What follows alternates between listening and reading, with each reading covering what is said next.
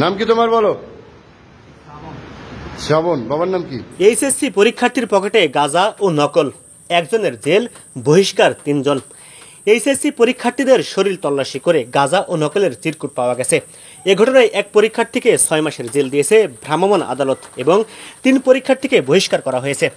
আজ বৃহস্পতিবার 4 জুলাই সকালে নারায়ণগঞ্জ জেলার রূপগঞ্জ উপজেলার ভুলতলা স্কুল অ্যান্ড কলেজ কেন্দ্রে এ ঘটনা ঘটে।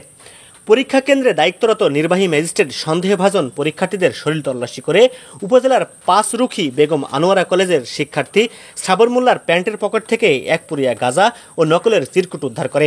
এ সময় আরও 2 শিক্ষার্থীর পকেট থেকে স্মার্টফোন ও নকলের চিরকুট উদ্ধার করা হয়। গাঁজা, স্মার্টফোন ও নকলের চিরকুট রাখার অভিযোগে ওই 3 পরীক্ষার্থীকে বহিষ্কার করেন রূপগঞ্জ উপজেলা নির্বাহী কর্মকর্তা ও নির্বাহী ম্যাজিস্ট্রেট আহসান মাহমুদ রাসেল। পরে ভ্রাম্যমাণ আদালতে গাঁজা রাখার অপরাধে শ্রাবণ মোল্লাকে 6 মাসের বিনাশ্রম কারাদণ্ড দেওয়া হয়।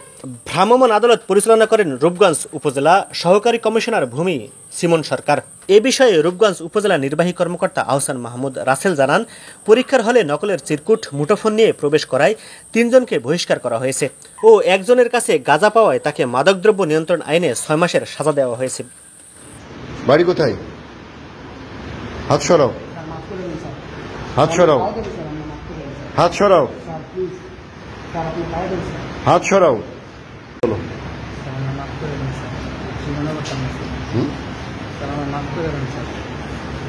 অনেক পরিশ্রম করে কে?